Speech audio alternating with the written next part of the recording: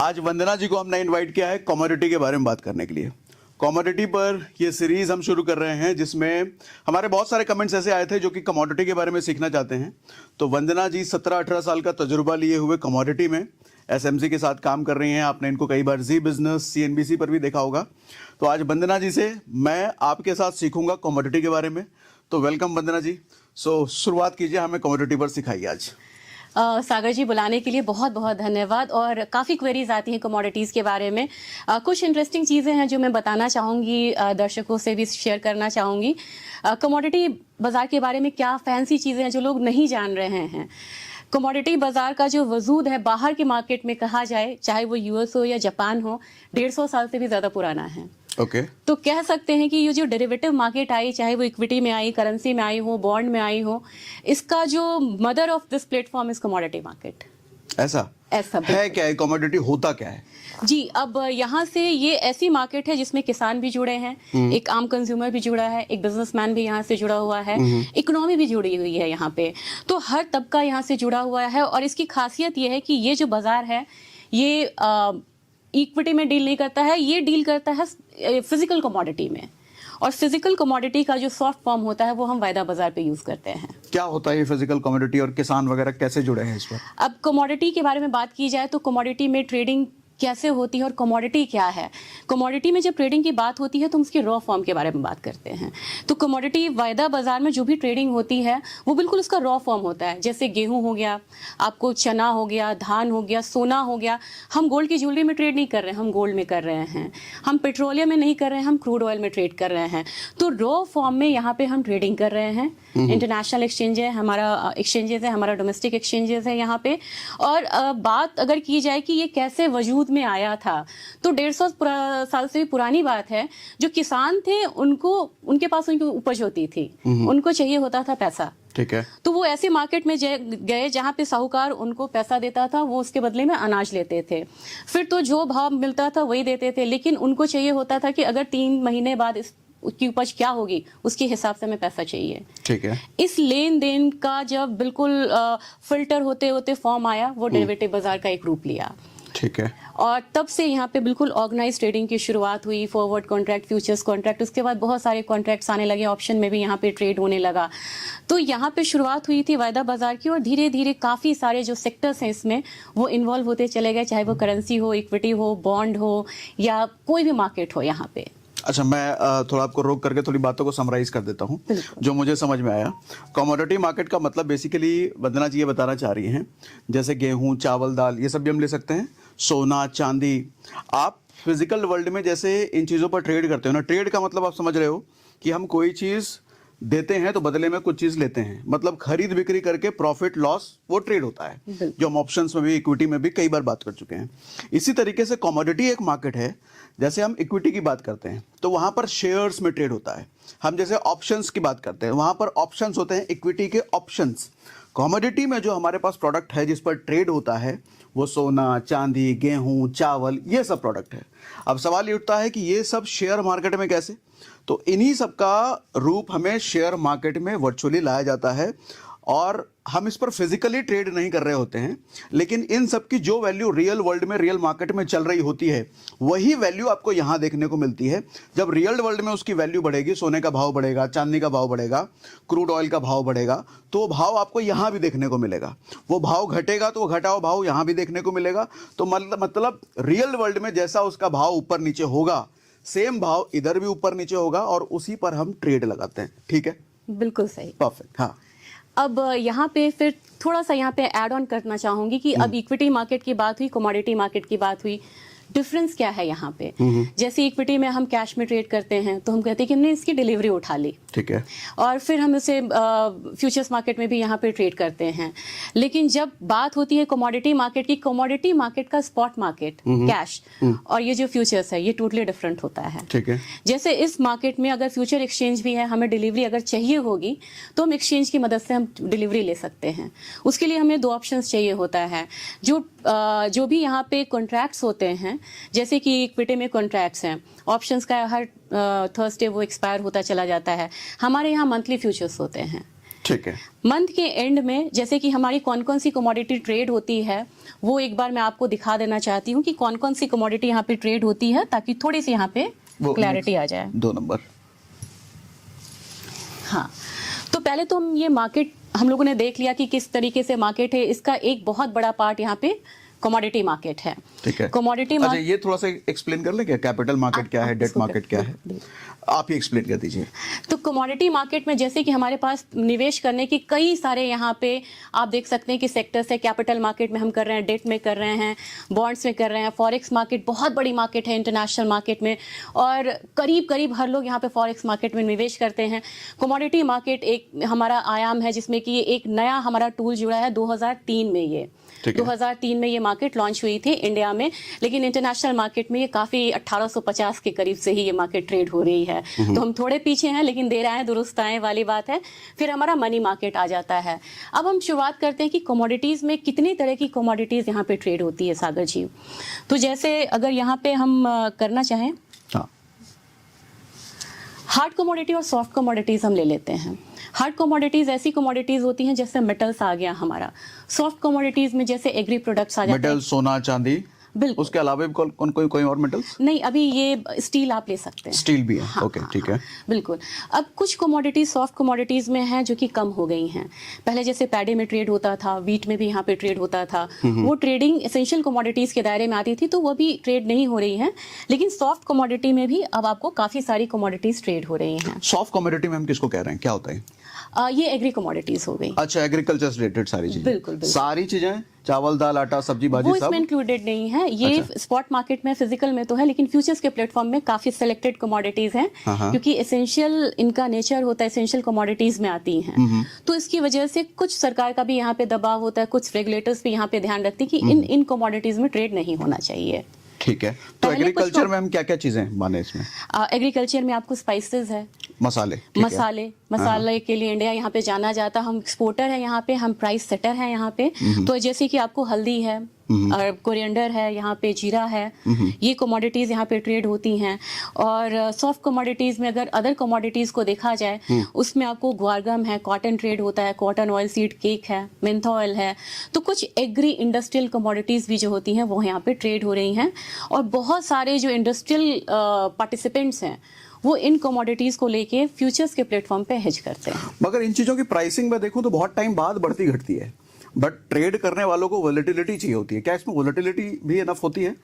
जी, volatility बहुत ज्यादा है। अगर आप स्पाइसेस में मैं एक एग्जांपल दूं, जैसे जीरा का मैं एग्जांपल आपको देती हूँ। ठीक है। ये 14,000 की कमोडिटी थी। 14,000 रुपए? 14,000 रुपए, 14,000 रुपए यानी कि क्विंटल, 1 क्विंटल। ठीक है। तो यानी कि आप मान सकते हैं कि 14,000 के क्विंटल से ये कमोडिटी बढ़ के 62,000 रुपए हो गई। कितने टाइम में? ये आपको 1.5 से 2 साल के बीच में हो गया। 14,000 से 62,000 2 साल में, तो कितना गुना हो गया फिर ये? और अभी आप बताएं, अब कहाँ पे ट्रेड हो रहा है ये? कहाँ पर? ये करीब 27,000 के करीब आज ट्रेड हो रही है। ओके, मतलब 62 से आके 27 पे? 62 से आके 27 पे। अच्छा, जैसे मैं अगर बैंक निफ्टी से कंपेयर करूं तो बैंक निफ्टी में तकरीबन 0.6-0.7% रोज का फ्लक्चुएशन रहता है, वोलेटिलिटी रहती है। इसमें कितना रहता है? सागर जी, मैं ना आपको कमोडिटीज वाइज यहाँ बताना चाहूंगी, क्योंकि हर कमोडिटी की अपनी वोलेटिलिटी होती है। बैंक निफ्टी की अलग है, निफ्टी की अलग होगी।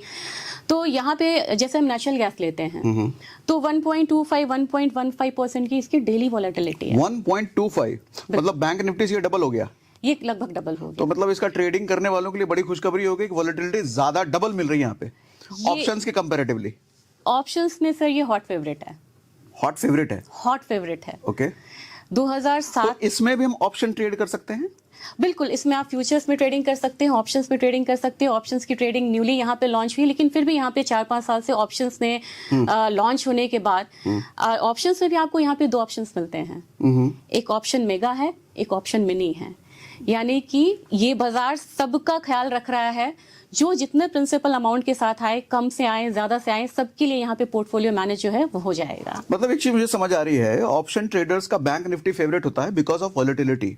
तो अगर उनको कमोडिटी भी मिल रहा है तो ऑप्शंस में शायद वो बैंक निफ्टी छोड़ के कमोडिटी पर आ जाए, तो ज्यादा वॉलेटिलिटी की वजह से ज्यादा वो काम कर सकते हैं? बिल्कुल, मैं आपको बताना चाहूंगी फ्यूचर्स मार्केट 2003 से है ठीक है। कमोडिटी में। ऑप्शंस हमारा 5-6 साल से यहाँ पे है। अभी जो ऑप्शंस का जो वॉल्यूम है वो फ्यूचर से 5 गुना है। 5 गुना ऑप्शंस का? कमोडिटी की बात कर रहे हैं आप? कमोडिटी की बात, Okay. बिल्कुल। मतलब ऑप्शंस की वॉल्यूम फ्यूचर से 5 गुना ज्यादा है इतने कम Okay. सालों में। इसने इतनी रफ्तार पकड़ी है, तो ऑप्शंस ट्रेडर के लिए आप कह सकते हैं कि एक ड्रीम मार्केट है। वजह क्या, वॉलेटिलिटी या कुछ और? वोलेटिलिटी के साथ एक और वजह है यहाँ पे, टाइमिंग्स। क्या टाइमिंग मतलब? टाइमिंग्स जैसे कि आप इक्विटी में आपको 3:30 के बाद मार्केट बंद हो जाती है। हाँ हाँ। लेकिन वही कोई अगर यहाँ पे कमोडिटी बाजार में आए तो आपको पता है कितनी टाइमिंग मिलती है? 11 साढ़े 11?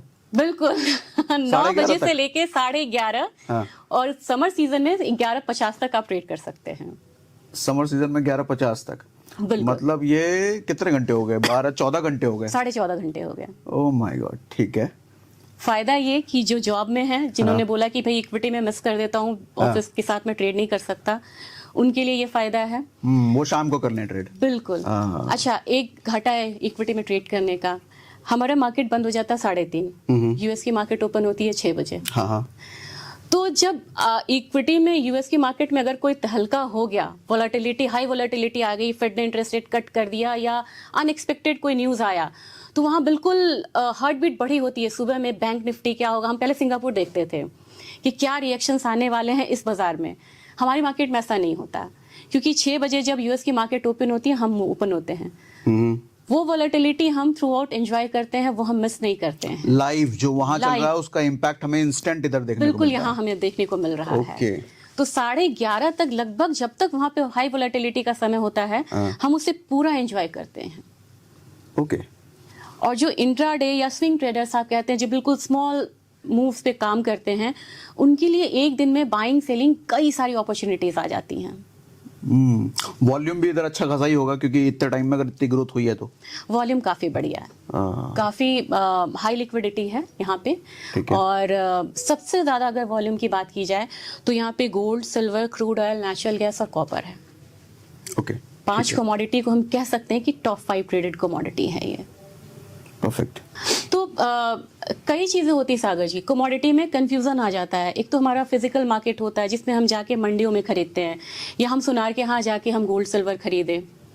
और एक होता है कि कमोडिटी में होता है कि हम अपना फ्यूचर्स प्लेटफॉर्म पे करें। हम कहीं बाजार में नहीं जा रहे हैं, हमने अपना लैपटॉप खोला, डीमैट अकाउंट ओपन कराया ब्रोकर के साथ, हमारे डीमैट में मार्जिन आ गया, मार्जिन मनी आ गया, वहां से हमने ट्रेडिंग शुरू कर दी। हमारा दूसरा तरीका ये है। तीसरा तरीका होता है ईटीएफ्स में बाइंग।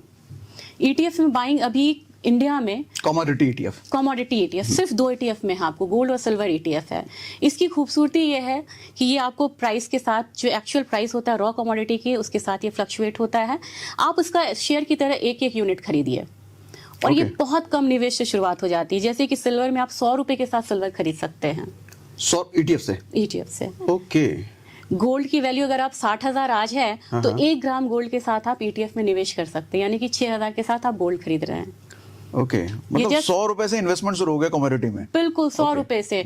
तो किन्हीं को ये ध्यान में रहता है ना कि बहुत पैसा, बहुत सारा मार्जिन मनी, डिलीवरी मिल जाएगी। अरे डिलीवरी नहीं चाहिए तो हमें लेना नहीं, हम स्टैगर डिलीवरी से पहले हम अपना पोजीशन को क्लोज कर देंगे या अगले कॉन्ट्रैक्ट में उसको रोल ओवर कर देंगे। तो मतलब एक और चीज समझ में आ रही है, कोई अगर 10 ग्राम सोना खरीदने जाता है, उसको 50-60 हजार रुपए देने होते हैं, उससे अच्छा आप 100 रुपए का भी सोना खरीद सकते हो इधर। सिल्वर में, सिल्वर में, बिल्कुल। सोने में, गोल्ड में? सोने में है कि एक ईटीएफ आपको खरीदना होगा, 1 ग्राम का एक ईटीएफ होता है। 1 ग्राम का एक ईटीएफ। हाँ, अच्छा, ठीक फिर है। भी आप सोचिए कि हमारे यहाँ काफी लोग हैं जो फिजिकल में लेना चाहते हैं, तो आपने 1-1 ग्राम भी अगर एसआईपी खोल दिया तो आप समझो जो 20 साल में आपके कितने पैसे रहेंगे, आप कितनी डिलीवरी ले सकते हो सोने की। हर महीने आप गोल्ड में, सिल्वर में एसआईपी करते रहो, महीने, वीकली। 12 ग्राम आपका हो गया, और आपने 10 साल करा तो 120 ग्राम हो गया। अब 120 ग्राम मैं आपको बोलूं या कोई किसी को बोले मुझे 120 ग्राम सोना खरीद दो, मेकिंग चार्ज कुछ नहीं लगता इधर, कुछ नहीं फिजिकल लगता। में मेकिंग चार्ज आएगा। अच्छा, आपको स्टोरेज की GST? प्रॉब्लम नहीं है? जीएसटी आएगा इसमें? इसमें टैक्स लगेगा बाद में। टैक्स लगेगा, जीएसटी नहीं लगेगा? नहीं। ठीक तो है। आप देखिए कि इसमें आपको स्टोरेज की प्रॉब्लम नहीं है। सोने स्टोरेज की में- प्रॉब्लम कहीं भी रख लो। हाँ, इसमें थेफ्ट की बड़ी प्रॉब्लम होती है कि घर में लोग सोना नहीं रखना चाहते हैं, वो चीजें हैं। तो ये एसआईपी है, जस्ट लाइक म्यूचुअल फंड आपको। ओके। तो कमोडिटी कितना सुलभ है निवेश करने में, मैं ये बताना चाह रही हूँ कि इट्स नॉट कॉम्प्लिकेटेड। लोग सोचते हैं ना कॉम्प्लिकेटेड है, ये कॉम्प्लिकेटेड नहीं है। कमोडिटी स्टॉक्स होते हैं जो कि म्यूचुअल फंड इसमें काफ़ी ज़्यादा निवेश करते हैं। जो म्यूचुअल फंड्स का अपना पोर्टफोलियो होता है ना, आप देखेंगे उसमें गोल्ड माइनिंग्स का भी होगा, BPCL, HPCL, नाल्को, हिंडाल्को वो डाले रहते हैं। वो कमोडिटी स्टॉक्स आप कह सकते हैं कि जो कमोडिटी बेस्ड कंपनी होती है, जैसे सेल हो गया, ठीक है, स्टील अथॉरिटी है तो उनका स्टील कमोडिटी बेस्ड वो कंपनी हो गई। और कमोडिटी म्यूचुअल फंड्स पे आप देखते हैं जो सेक्टर वाइज ये निवेश होता है। तो आज हम बात कर रहे हैं इस प्लेटफॉर्म की, बात कर रहे हैं कमोडिटी फ्यूचर्स की, कमोडिटी ठीक है। फ्यूचर्स की। ये सारी कमोडिटीज है जो मैं आपको बोल रही थी, एग्री नॉन एग्री, ये इसमें ट्रेड होता है। ये जानना काफी ज्यादा जरूरी है कि हम कौन सा प्रोडक्ट हमें अवेलेबल है, ठीक है, हम किन कमोडिटीज में यहाँ पे ट्रेड कर सकते हैं, क्योंकि कमोडिटीज बहुत सारी हैं और ये वो कमोडिटी हैं जो हाईली लिक्विड कमोडिटी हैं। हाईली लिक्विड कहने का मतलब समझाइए एक बार। आप किसी भी पोजीशन, मतलब काफ़ी वॉल्यूम के साथ ये ट्रेड हो रहा है, आप किसी भी स्ट्राइक्स पे यहाँ पे फ्यूचर्स में या ऑप्शंस में आप ले रहे हैं, स्ट्राइक ले रहे हैं, वो पोजीशन आपकी कट जाएगी, आपको डिलीवरी चाहिए, आपको डिलीवरी मिल जाएगी प्रॉपर। यहाँ पे पोजीशन को आप स्क्वायर ऑफ कर सकते हैं, पोजीशन को ले सकते हैं, वहाँ लिक्विडिटी की प्रॉब्लम नहीं आएगी कि अदर पार्टी यहाँ पे मिसिंग है। कहने का मतलब ये है कि हाईली लिक्विडिटी मतलब आप कभी भी बेच और कभी भी खरीद सकते हो, क्योंकि जब बेचने जाओगे तो खरीदने वाला अवेलेबल है, खरीदने जाओगे तो बेचने वाला अवेलेबल है। इसको कहते हैं हाईली लिक्विडिटी। हाँ, बिल्कुल। कई बार क्या होता है, कई सारे प्रोडक्ट में आप बेचने जाओगे, खरीदने वाला है ही नहीं, तो आपको पकड़ के बैठे रहना पड़ेगा। तब तक में मार्केट ऊपर नीचे हो गया, आपका लॉस, प्रॉफिट से लॉस में चले गए आप। तो लिक्विडिटी हाई रहना बहुत जरूरी है। अब अपना टूल बहुत सारा है सागर जी।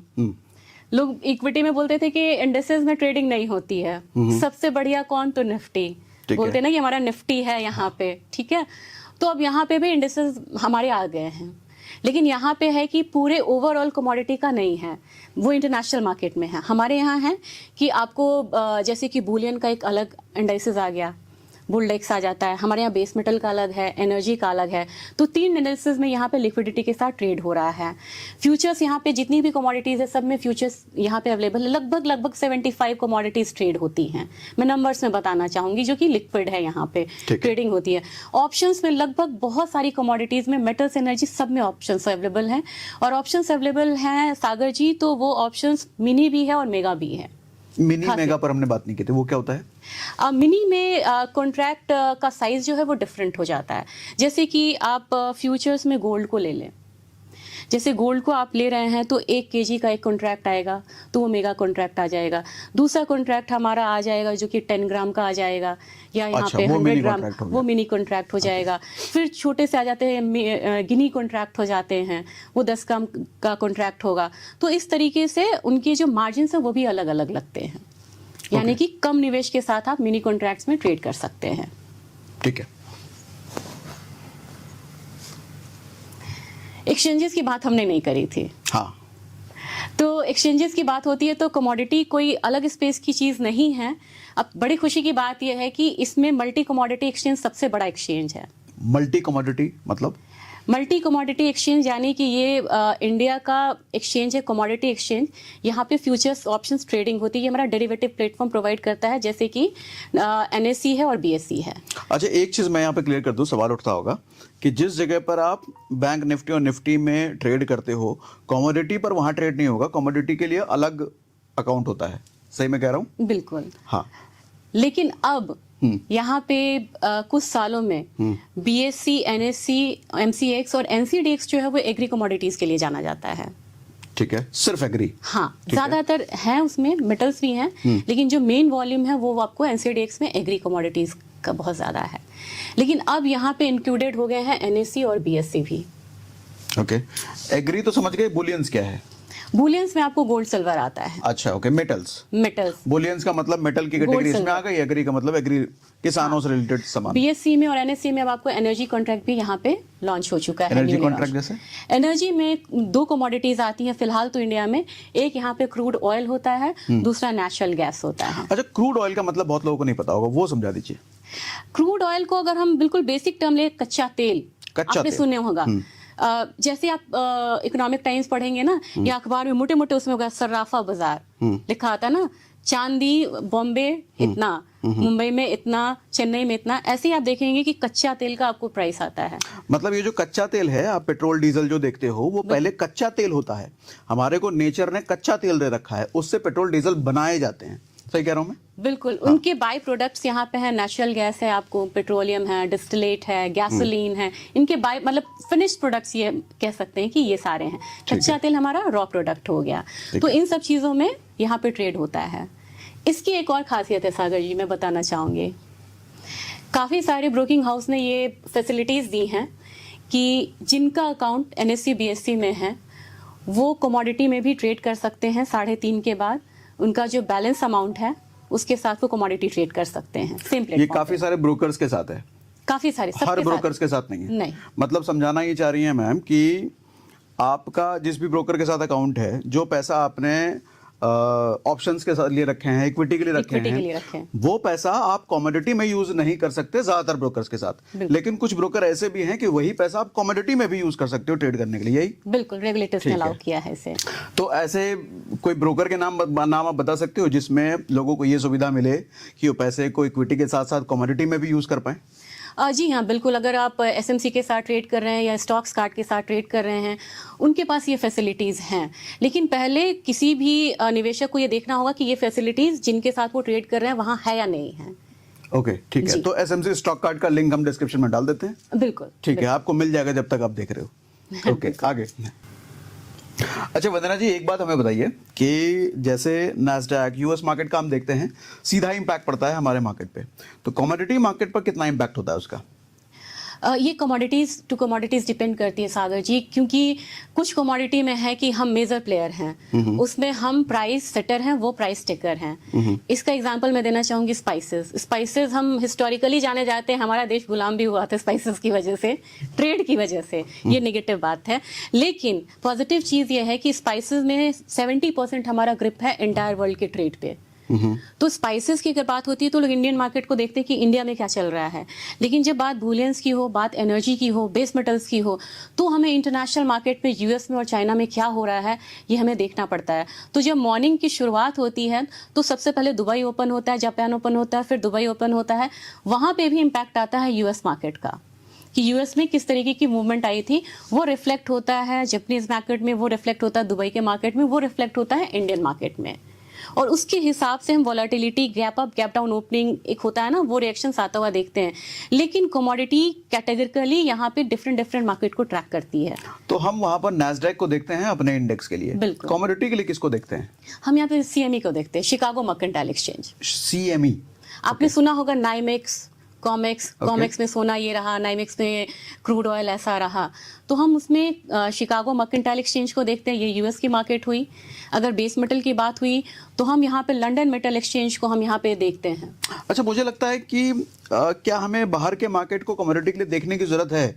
रीज़न ये है, जैसा आपने बताया कि सेम टाइम पे हम शुरू हो रहे होते हैं, वहाँ भी सेम टाइम पे शाम को 6 बजे और यहाँ भी 6 बजे चल रहा होता है उस टाइम पे, तो लाइव उधर जो हो रहा है इधर भी इम्पैक्ट आ रहा होगा, तो उसको ट्रैक करने की जरूरत है क्या? हम नैस्डैक को इसलिए ट्रैक करते हैं क्योंकि आज जो नैस्डैक में हुआ कल हमको अपने इंडियन मार्केट में देखने को मिलेगा, लेकिन इधर तो लाइव चल रहा होगा। यहाँ पे इलेक्ट्रॉनिक ट्रेडिंग सेशन में ये चलता रहता है। यूएस मार्केट की मैं बात कर रही हूँ, वो थोड़ा और आगे चलता है और हमारी मार्केट 11:50 यहाँ पे बंद होती है, तो वो इम्पैक्ट आता है। दूसरी चीज़, मैं एक और चीज़ यहाँ पे बताना चाहूँगी, 11:50 तक मार्केट चलती है, तो जैसे कि हम वहाँ से 12 घंटे हमसे वो मतलब पीछे हैं, तो वहाँ पे सपोज कि किसी फेड में पॉवेल ने कुछ बोल दिया या कोई स्टेटमेंट आ गया, कोई हरिकेन की बात आ गई, कोई डेटा वहाँ पे जॉबलेस डेटा है, GDP डेटा है, जो हो सकता है हमारे मार्केट के बाद आया, अगर वो मार्केट के बाद वो डेटा आ गया, उसका रिफ्लेक्शन हमारी मार्केट पे जरूर आना है। और वो हमें अगर 11:50, अगर हमारा मार्केट 11:50 बंद हो गया है और उसके बाद उधर आया है, तो हमें अगले दिन देखने को मिलेगा। ये अक्सर सागर जी देखिए, अब हमारा मार्च में एक रेट का इंटरेस्ट रेट कट की मीटिंग है, इंटरेस्ट रेट की मीटिंग है, फेड की बैठक है। इसमें आप देखिएगा जब भी इंटरेस्ट रेट की बात आती है, यहाँ के 12:50 पे आती है, यानी कि हमारे लिए वो कल हो जाता है। हमारी मार्केट बंद और वहाँ पे फेड का अनाउंसमेंट कब होता है? हमारे रात के 1 बजे। मतलब हमारा 11:50 बंद हो चुका है उधर, लेकिन मेजर अनाउंसमेंट 12 बजे के बाद आया है, तो हमें तो कल ही देखने को मिलेगा कल अपने देखने मार्केट को पे मिलेगा। impact। इसलिए हमें यूएस को देखना ही देखना है। अगर हमें मार्केट में बिल्कुल स्मार्टली पैसा गंवाना नहीं है, पैसा को ट्रैक करना है, मूवमेंट को ट्रैक करना है, तो यूएस मार्केट को हमें देखना होगा कि किस तरीके की मूवमेंट आई थी। अच्छा, एक लेमैन आदमी जो नया नया है उसके मन में सवाल होता है, ऐसा क्यों फर्क पड़ता है कि वहां जो कुछ हो रहा है उसका इम्पैक्ट हमें यहाँ मिलने को मिलता है? उसका क्या रीजन है? बहुत सारे रीजन हैं। एक तो है कि वो फिजिकल मंडी बहुत बड़ी होती है, मंडी वो बड़ी है। अब यहाँ पे मैं एग्जांपल देना चाहूँगी, चाइना का एग्जांपल देना चाहूँगी।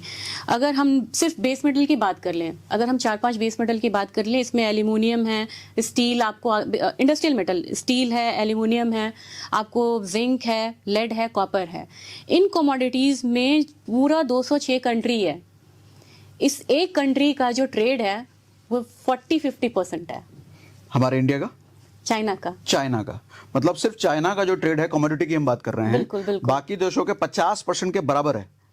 बाकी देश पूरे एक साथ, और चाइना का अकेला का कंजम्पशन 50%, 40-50% के करीब होता है। चाहे वो कंज्यूम करे, चाहे प्रोड्यूस करे, चाहे एक्सपोर्ट करे, चाहे इंपोर्ट करे। मतलब 50% चाइना लेके बैठा है, बाकी के 50% में वो सारे। ओके। तो जो चाइनीज मार्केट में होगी, वहाँ की जो डेवलपमेंट है, जो इंफ्रास्ट्रक्चर है, वो पिछले 2 दशक से उन्होंने बहुत मेंटेन करा था। 12 अच्छा साल है इंफ्रास्ट्रक्चर, बहुत अच्छा है। 12 साल उन्होंने डबल डिजिट में अपना जीडीपी रखा है, 12-13 साल। तभी आपने मोदी जी को कई बार कहते भी सुना होगा कि हम चाइना के इंफ्रास्ट्रक्चर को कम्पीट करने जा रहे हैं। अब वो दिन भी आएगा सागर जी, क्योंकि उनके ट्रेड रिलेशंस खराब हो रहे हैं अब बाकी देशों से, जो हम आजकल देख रहे हैं टीवी में भी हम काफ़ी ज़्यादा देखते हैं। ट्रेड रिलेशंस खराब हो रहे हैं, उनका रियल एस्टेट खराब जा रहा है, इकोनॉमी की हालत बुरी है। उन्होंने लगातार स्टिमुलस दिए हैं 2022 से, और उसके बाद स्टिमुलस दिए हैं, उसका मतलब क्या? स्टिमुलस यानी कि हमें ज़रूरत है, हमारे पेरेंट्स ने, हम बिजनेस चला रहे हैं, हमारे पेरेंट्स ने बोला कि लो बेटा बिजनेस डूबला, थोड़ा और पैसा ले लो। मतलब लेमैन में ये मैं समझाना चाह रही हूँ, लेकिन तुम बिजनेस ऊपर करो। लेकिन वो बिजनेस ऐसा है जो ऊपर नहीं हो पा रहा है। मतलब पैसा उठा रखा है, पैसा बैंक से पैसा उठा रखा है, बाहर से पैसा हमने लोन लिया है, हमने करेंसी को प्रिंट करा है, करेंसी को हमने प्रिंट करा है। इससे इन्फ्लेशन का भी खतरा बढ़ता है काफी ज्यादा। तो चाइनीज इकोनॉमी में अभी कोई भी ग्रीन शूट्स नहीं मिल रहे हैं, सिग्नल्स नहीं मिल रहे हैं। ग्रीन सिग्नल नहीं है। ग्रीन सिग्नल नहीं और है। हमारे यहाँ भारत में सारा ग्रीन ही ग्रीन चल रहा है, सारा ग्रीन है, जबकि पूरा वर्ल्ड निगेटिव है। पूरा वर्ल्ड नेगेटिव। हाँ, ये बड़ी इंपॉर्टेंट बात है। पूरा वर्ल्ड नेगेटिव है, लेकिन भारत की इकोनॉमी ग्रीन है। और काफी सालों से भी, मतलब 3-4 सालों से लगातार इन डिफरेंट साइकिल्स हमने पॉजिटिव मूवमेंट आता हुआ देखा है। निफ्टी उसका एग्जांपल है। हाँ, बीच में हमने कई बार बहुत कुछ देखा कि वर्ल्ड मार्केट में बहुत कुछ हुआ है, लेकिन निफ्टी पर कोई खास इंपैक्ट पड़ा नहीं, ये अपनी रफ्तार पकड़े रहा। सागर जी, ये ट्रेंड चाइना का था पूरे 15 साल। वर्ल्ड में कुछ भी हो जाए, हाँ, वहां पे फर्क नहीं पड़ता था, क्योंकि उसकी अपनी इकोनॉमी ग्रो हो रही थी, जैसे अभी इंडिया की अपनी इकोनॉमी ग्रो हो रही है। ओके, ठीक है। तो हमें चाइना को ट्रैक करना पड़ता है, यूएस को ट्रैक करना पड़ता है। अब दूसरी बात, ये तो मैं फिजिकल की बात कर ली। अब यहाँ पे अगर आप देखेंगे ना कि डेरिवेटिव मार्केट का सारा जो कंसंट्रेशन है वो एशिया में चाइना है, हांगकांग है, नहीं तो यूएस है और एलएमई है। तो हमें उन्हें ट्रैक करना पड़ता है, क्योंकि डेरिवेटिव मार्केट में कमोडिटी का जो अभी वेटेज है वो कम है। और डेरिवेटिव, हम कमोडिटी की बात कर रहे हैं, बिल्कुल ठीक है, हम सारी बातें कमोडिटी के रिलेटेड कर रहे हैं। बिल्कुल। डेरिवेटिव आपको क्लियर होगा, राइट? डेरिवेटिव के बारे में हम कई बार बात कर चुके हैं। डेरिवेटिव ऑप्शंस जो बेसिकली किसी ना किसी चीज से डिराइव्ड होकर के आई है।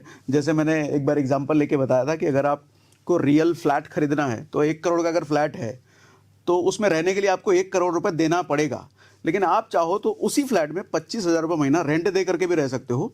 यानी कि एक्चुअल फ्लैट आपको खरीदने की जरूरत नहीं पड़ी, 25,000 रुपये में वही 1 करोड़ की फैसिलिटी को आप एंजॉय कर रहे हो, सिर्फ 25,000 रुपये महीना दे करके। इसी को कहते हैं डेरिवेटिव। बिल्कुल। हाँ,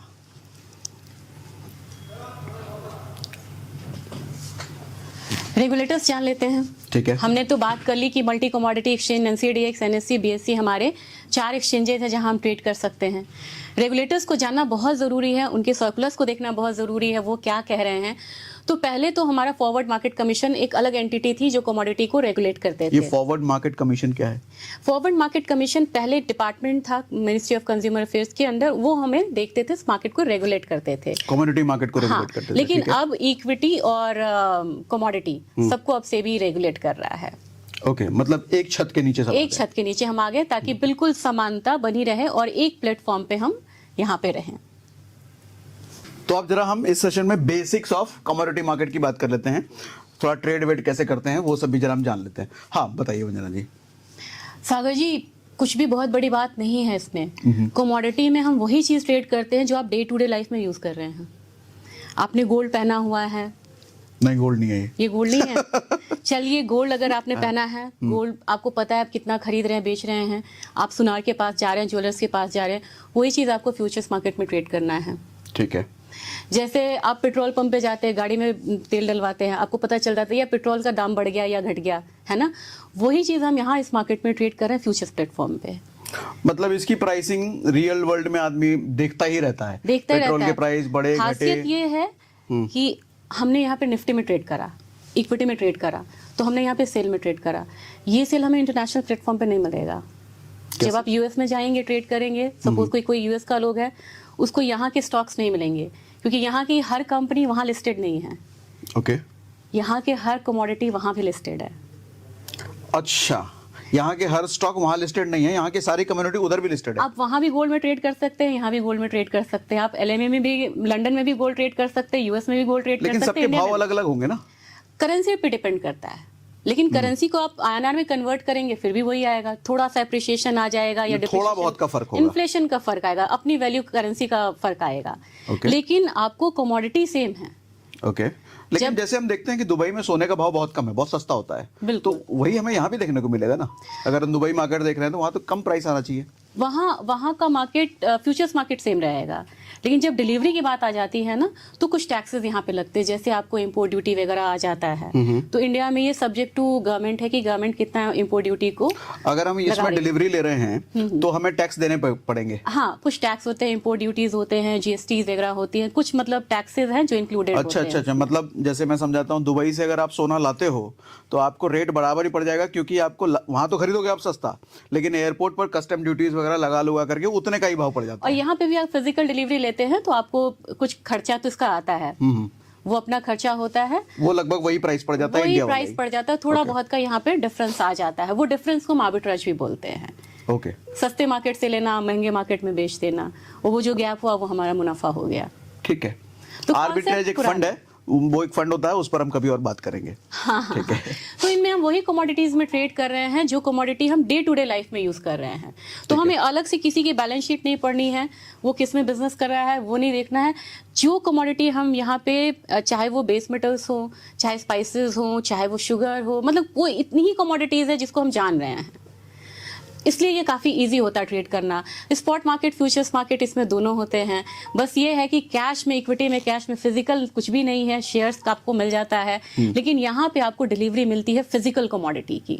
सोना अगर चाहिएगा तो आपको एक्सचेंज के थ्रू मिलेगा, मतलब घर पे डिलीवर हो जाएगा। आपको वहाँ पे नजदीक के वेयर हाउस में जाके डिलीवरी लेनी होगी और वो डिलीवर कर देंगे। फायदा ये होगा कि बड़ी हाई क्वालिटी की चीजें वहाँ होती हैं। हाई क्वालिटी कहने का मतलब 24 कैरेट से ऊपर क्या होगा?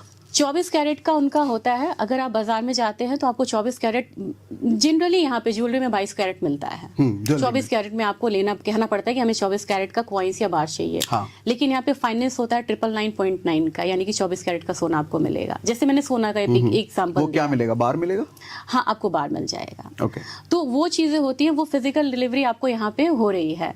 और इसका फायदा ये होता है कि एक्सचेंज से क्रेडिटेड होता है, यानी कि क्वालिटी की गारंटी है। वो मोदी की गारंटी बोलते हैं ना, तो यहाँ क्वालिटी की गारंटी अच्छा, है। नियरेस्ट वेयर हाउस आपने बोला, वो नियरेस्ट वेयर हाउस क्या? अब जैसे कि आप सोने है तो आपको अहमदाबाद में मिल जाएगा, मुंबई में मिल जाएगा। इनके एक्सटेंडेड भी एडिशनल मतलब वेयर हाउसेज होते हैं। कोई बिहार के छोटे शहर में रह रहा है, फिर वो कैसे लेगा? उनको डिलीवरी लेनी पड़ेगी नियरेस्ट वेयर हाउस से। जाना पड़ेगा वहाँ पे? हाँ, वहाँ पे जाना पड़ेगा। वो कैसे देखेगा नियरेस्ट वेयर हाउस कहाँ पर है? ये सारी चीजें आपको MCX इंडिया के वेबसाइट से सारी चीजें मेंशन होती है। MCX India. MCX इंडिया, ठीक है। वो भी एक बार हम देख के यहाँ पे। ठीक है। अच्छा, मुझे थोड़ा सा ये समझाइए कि MCX, NSE, BSE क्या फर्क है? NSE, BSE लोग समझ रहे होंगे स्टॉक मार्केट में, नई चीज जो MCX वर्ड है, इसका थोड़ा सा रेलेवेंस समझाते हुए। Multi commodity exchange of India ऐसा है जो कि यहाँ पे कमोडिटी में ही ट्रेड कर रही है। एक्सचेंज है ये? एक्सचेंज है ये। ठीक है। जैसे आपके लिए NSE एक्सचेंज है, BSE एक्सचेंज है, वैसे ही कमोडिटी के लिए MCX एक्सचेंज है। बिल्कुल, प्रिंसिपल सबके सेम है, सेबी है वो, एक्सचेंजेस डिफरेंट है। NSE, BSE को हम जानते हैं मेजर कि यहाँ पे इक्विटी करेंसी में ट्रेड होता है। यहाँ पे कमोडिटी के लिए ये एक्सक्लूसिव एक्सचेंजेस हैं। ठीक है। मतलब वैसे समझा देता हूँ, आप जब कोई स्टॉक खरीदते हो तो वहां पे आपको चूज करना पड़ता है, एमसीएस एनएससी से खरीद रहे हो, बीएससी से खरीद रहे हो, जहां से भी आप खरीद रहे हो। उसी तरीके से कोई कमोडिटी आपको खरीदना है, एग्री कमोडिटी, गोल्ड, सिल्वर, कुछ भी खरीदना है तो आपको एमसीएक्स पर जाना पड़ेगा, वो एनएससी बीएससी में नहीं मिलेगा। जैसे भी आप ट्रेड डालेंगे ना, तो एनएससी बीएससी में भी कुछ कमोडिटीज होने लगी हैं ट्रेड, जैसे बुलियन है, एनर्जी है, कुछ एग्री कमोडिटीज है। बुलियन मतलब सारे मेटल, बुलियन में गोल्ड और सिल्वर, गोल्ड और सिल्वर ओनली। हाँ। एनएससी बीएससी पर भी अब मिलने लग गए। हाँ, तो जैसे आप ड्रॉप डाउन में देखेंगे ना, तो आपको ऑप्शन दिखाएगा, जैसे इक्विटी में आपको ऑप्शन दिखाता है ना कि एनएससी में लेना है या बीएससी में लेना है, उसमें वो आपको ऑप्शंस दिखेंगे ड्रॉप डाउन में कि आप Okay. किस एक्सचेंज पे ये ट्रेड लेना चाह रहे हैं। ठीक है, उस तरीके से ये मतलब कुछ चीजें अब available एनएससी बीएससी पर भी अवेलेबल है। बिल्कुल, ठीक है, बिल्कुल। तो धीरे धीरे मुझे लग रहा है सारी चीजें अवेलेबल हो जाएंगी। हाँ, वो चाह रहे हैं कि सारी चीजें एक साथ हो, क्योंकि ट्रेडर्स एक ही प्लेटफॉर्म को यूज करे ओके। और फंड्स की भी यूटिलिटी हो जाती है वहाँ पे। वो 3.5 के बाद एनएससी बीएससी वाले कमोडिटी में भी निवेश कर सकते हैं। करेक्ट, ठीक है। वो एक अच्छी बात है। अच्छा, एक चीज़ है, इन्फ्लेशन बहुत बड़ा कंसर्न है, एक गवर्नमेंट के लिए, कंज्यूमर के लिए सबसे बड़ा कंसर्न है। इसको आप बीट नहीं कर सकते। आपको पता है कि ठीक है, पेट्रोल के प्राइसेस बहुत बढ़ेंगे, आप घर में लेके नहीं रख सकते, कितना आप रख पाएंगे, आपके पास वो कैपेसिटी नहीं है। नहीं है। इस मार्केट पे अगर आपने वहाँ पे बाई कर लिया तो वो आपका हेज हो जाएगा। इन्फ्लेशन मतलब यहाँ ज्यादा है। इन्फ्लेशन हेज हो जाएगा आपका इस काउंटर पे। ठीक है, मतलब मैं समझना चाह रहा हूँ क्या इन्फ्लेशन बहुत ज्यादा है, महंगाई यहाँ बहुत ज्यादा होती है? नहीं, महंगाई ज्यादा है। हाँ। हमें पता है कि हम कुछ कमोडिटी ऐसी होती है जो आपको पता होता है कि शादी का सीजन आने वाला है तो गोल्ड यहाँ पे प्राइसेस बढ़ेंगे, ठीक है ना, और हमें उस समय ही लेना है। और यहाँ पे अभी 60,000 का गोल्ड है, हमें लग रहा है 65 हो जाएगा, आपको उस समय 65,000 खर्च करने पड़ेंगे। तो क्यों ना यहाँ पे हम 60,000 में खरीद ले। मतलब फिजिकल वर्ल्ड में हम दुकान में जाने के बजाय यहीं से खरीद लें। हाँ, यहाँ से आप खरीद सकते हैं, यहाँ ठीक पे है। आपका हेजिंग हो जाएगा। वहाँ 65,000 हुआ, वो आपका 5,000 का घाटा हुआ, लेकिन यहाँ से 60,000 से 65,000 हो गया, ये 5,000 आपका मुनाफा यहाँ पे हो गया। अच्छा, और एक बहुत बड़ा फायदा ये भी है कमोडिटी मार्केट का, गोल्ड और सिल्वर का, जब जब आप देखेंगे कि स्टॉक मार्केट डाउन होता है, शेयर्स वगैरह की वैल्यू डाउन होती है, जैसे कोविड का एग्जांपल, बिल्कुल। कोविड में सब मर गए थे, सारे शेयर खत्म हो गए थे, लेकिन सोना उस वक्त भी चिल्ला रहा था, दहाड़ रहा था, ऐसा ही था। बिल्कुल। इनिशियली सागर जी क्या होता है कि जब इक्विटी मार्केट क्रैश होती है ना, इनिशियली आपको ये रिएक्शंस देखने को मिलेगा कि मार्जिन कॉल्स आते हैं, मार्जिन कॉल्स आते हैं, एक पैनिक मार्केट में आता है तो गोल्ड में भी एक फॉल आएगा। लेकिन ओवरऑल आप जब भी यहाँ पे देखेंगे कि ज़्यादा अगर थोड़ा सा लंबा टाइम पीरियड लें, और अगर आप 5 साल या 10 साल का आप निफ्टी और गोल्ड का चार्ट लगा लें, वो मैं आपको दिखा दूंगी बाद में, निफ्टी और गोल्ड का जैसे ही आप चार्ट लगाएंगे इनवर्स कोरिलेशन बनता है। क्या मतलब इनवर्स कोरिलेशन? इनवर्स कोरिलेशन मतलब कि अगर निफ्टी ऊपर तो सोना नीचे, निफ्टी नीचे तो सोना ऊपर, बिल्कुल ऐसे बनता है वो चार्ट। मतलब जब निफ्टी बहुत हाई पे होगा तो सोना नीचे होगा, नीचे आएगा। Okay. अब ये होता है निफ्टी का मतलब इकोनॉमी में बहुत ज्यादा विश्वास है लोगों को। हाँ। अभी भी बोल रहे हैं कि गवर्नमेंट दोबारा आ जाएगी, तीसरा बार 3.0 आएगा। इसकी वजह से बाहर की मार्केट में थोड़ा फ्लक्चुएशन है, लेकिन यहाँ 23,000 की बात हो रही है, 25,000 की बात हो रही है। 22,000 हम क्रॉस कर ये चुके मैं आपसे नहीं पूछूंगी क्योंकि आप बेहतर जानते हैं यहाँ पे। तो 22,000 तो अब यहाँ पे होने वाला है, हो गया। 25,000 की बात 22 हम क्रॉस कर चुके हैं, क्रॉस कर चुके हैं। 25 की बात अब यहाँ पे हो रही है, तो वो दिखा रहा है हमारी इकोनॉमी को। सोने को हम बोलते हैं friends of bad time. Friends of bad time? Bad time क्या मतलब और क्यों? ये है क्योंकि ये करेंसी के अगेंस्ट पहले रखा जाता था वेयर हाउसेस में, वॉल्ट में रखा जाता था। हाँ। जितनी करेंसी छपती थी तो वॉल्ट में रखा जाता था, क्योंकि करेंसी की वैल्यू कभी भी खत्म हो सकती है। वायदा मार्केट जो आपने कहा। हाँ, नहीं, करेंसी हमारा किसी भी इकोनॉमी की करेंसी। हाँ, मतलब एक अगर आप टर्की का करेंसी ले लो, या फिर कोई है जो रातों रात यहाँ पे 35% इन्फ्लेशन उनका एक ही दिन में आ जाता है ना, लेकिन सोना का अपना वैल्यू वो कभी खत्म नहीं होगा। ये 5,000 साल से है, और जब भी बैड टाइम आया है, ये प्राइसेस इसके ऊपर की तरफ होते हैं, क्योंकि इसको सेफ हेवन बाइंग कहती है। अभी सेंट्रल बैंक्स भी यहाँ पे सोना खरीद रहा है, लगातार 3-4 सालों से सोना खरीद रहा है, क्योंकि उसको पता है इतने सारे करेक्शंस अभी बाकी हैं, यहाँ पे वॉर यहाँ पे हो रहा है, स्थिति ठीक नहीं है, तो बैकअप के लिए सोना रखते हैं। सोने को बेसिकली रियल करेंसी कहते हैं। Real currency. अच्छा, थोड़ा सा लॉजिक आपकी भाषा में समझना चाहूंगा, ऐसा क्यों होता है? बैड टाइम में सोना ही क्यों रखा जाता है बैड टाइम के लिए? सोना वर्ल्ड वाइड एक्सेप्टेड है। ठीक है, आप यहाँ पे गोल्ड लेंगे तो आप वहां बेच सकते हैं। हाँ, एक बड़ा रीजन है, मतलब हमारे रुपये की वैल्यू कम हो सकती है कंपेरेटिवली। अगर यूएस या किसी दूसरे कंट्री से करो तो रुपये की वैल्यू कम हो सकती है, सोने की वैल्यू कम नहीं हो सकती। सोना का भाव वही जो इधर जो उधर, सेम। ठीक है, एक रीजन ये। और वो वर्ल्ड वाइड कहीं भी जाइए, आप अगर यहाँ पे INR लेके जाएंगे तो आपको कन्वर्ट कराना पड़ेगा एयरपोर्ट पे जाते जाते कि भैया डॉलर दे दो, मैं विदेश जा रहा हूँ। हाँ, गोल्ड लेके जाइए, आपको कुछ कन्वर्जन नहीं कोई करना। कन्वर्जन नहीं, ठीक है। कोई उसकी वर्ल्ड वाइड, उसे हम प्रॉक्सी करेंसी बोलते हैं एक्चुअली। मैं ये वर्ड बोलना चाह रही थी कि उसे प्रॉक्सी करेंसी बोलते हैं, उसे करेंसी की तरह हम यूज करते हैं। आप गोल्ड लेके चले जाइए, आपको अलाउड है अगर आप वहां जाके गोल्ड सेल करिए, डॉलर मिल जाएगा आपको। राइट। और सारे सेंट्रल बैंक्स जो है, जितनी भी करेंसी प्रिंट होती है, उसके बिहाफ पे कुछ गोल्ड रखते हैं।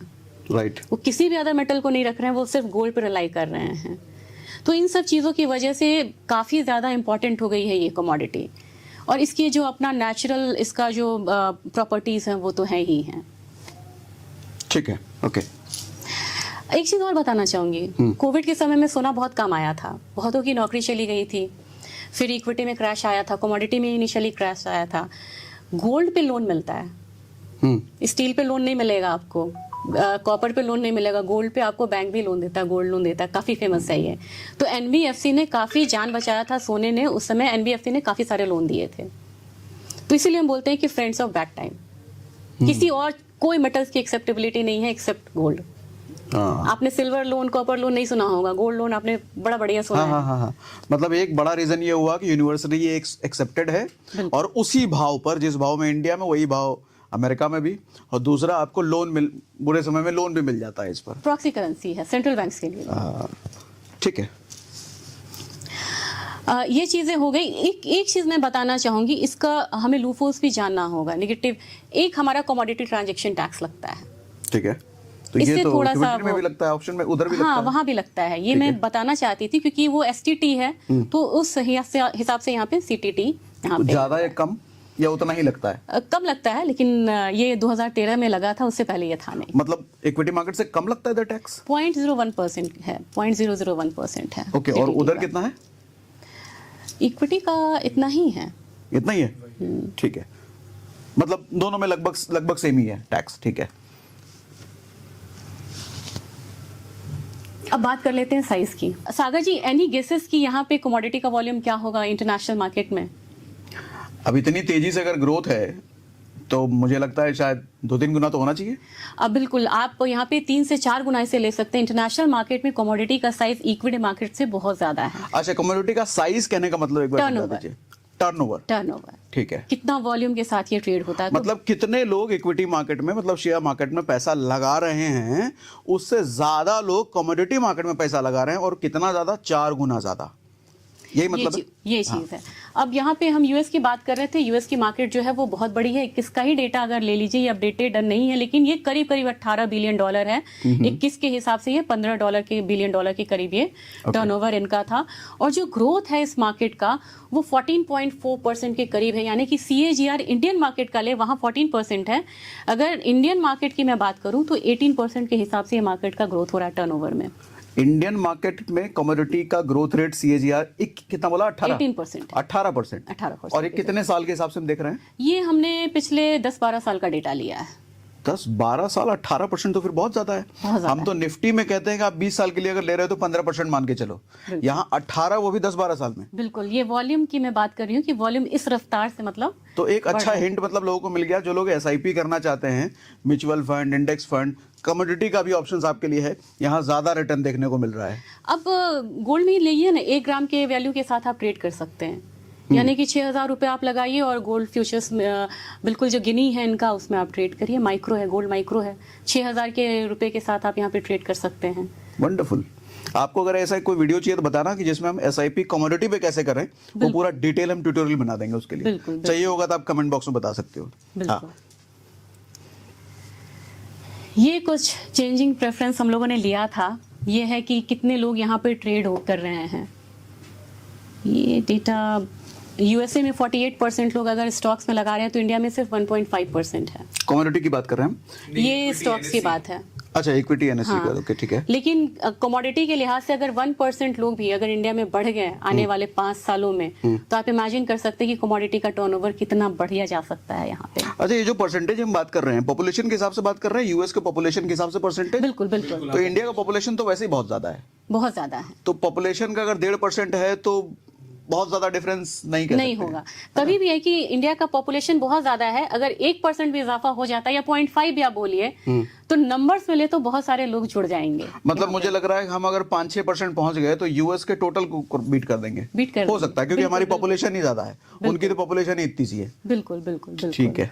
इस तरीके से है ये। एक मैंने यही इस रफ्तार से ये बढ़ रहा है। 18% का रफ्तार, ये हम कब से देख रहे हैं? 2005 से हम देख रहे हैं। ये 2018 मैंने नहीं 18 तक। दिखाया इसलिए क्योंकि ये 18 तक का डेटा था। ठीक है, चलेगा, वंडरफुल।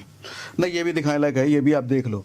2005 से 2018 तक 18% का CAGR, मतलब बहुत है। 18.7% मतलब इस 19% ले लो आप, मान लो इसको। 19% यहाँ पे लेके चल सकते हैं कि इस रफ्तार से ये मार्केट बढ़ रही है। जबकि यहाँ पे ऑप्शंस जो हैं बहुत बाद में यहाँ पे आया है, और ऑप्शंस जब से आया है अब तो ये वॉल्यूम बहुत ही ज्यादा है। ऑप्शन ट्रेडिंग का ऑप्शन बहुत बाद में आया है। अच्छा, अभी वंदना जी एक काम करते हैं, इसको आज के सेशन को भी इतना ही रोकते हैं, थोड़ा ज्यादा हो जाएगा। कमोडिटी पर हम ये पूरी सीरीज शुरू कर चुके हैं। नेक्स्ट सेशन में हम क्या सीखने वाले हैं? हम पहले तो हम बेसिक्स यहाँ पे देखेंगे सारे। अभी तक बेसिक हमारा पूरा क्लियर नहीं हुआ है, नहीं। बेसिक ही अभी हम चल रहे हैं। नेक्स्ट सेशन को हम बेसिक एक्सटेंड और करेंगे, ठीक है? बिल्कुल। ट्रेड कैसे करना चाहिए, वेबसाइट्स को कैसे फॉलो करना है, क्योंकि वहाँ पे सर्कुलर्स आते हैं, बेसिक इन्फॉर्मेशंस वहाँ पे मिलेंगी।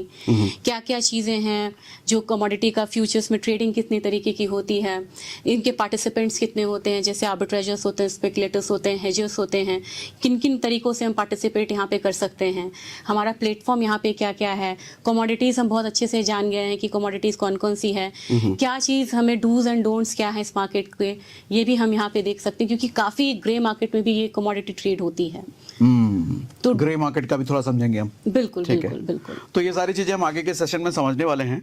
मीनवाइल डीमैट का लिंक हमने एसएमसी का स्टॉक कार्ड का डाल रखा है, जिसमें कि दोनों ही ऑप्शंस आपको मिल जाते हैं। वहां पर आप एक ही पैसे को इक्विटी में भी और कमोडिटी में भी यूज कर सकते हो। और डीमैट के साथ साथ हमने टेलीग्राम चैनल का भी लिंक डाल रखा है, जिस टेलीग्राम चैनल में आप वंदना जी से कनेक्ट करके कमोडिटी में ट्रेड करने के बहुत सारी चीजें, आपको पता है टेलीग्राम में क्या होता है, वो सारी चीजें टेलीग्राम में सुविधाएं आपको मिल सकती हैं। उसका भी लिंक हमने डिस्क्रिप्शन में डाल दिया है। बाकी अभी तक का कोई सवाल निकलता है तो कमेंट बॉक्स में लिख के जरूर बताइए, आगे के सेशंस में हम सवाल पिक कर लेंगे।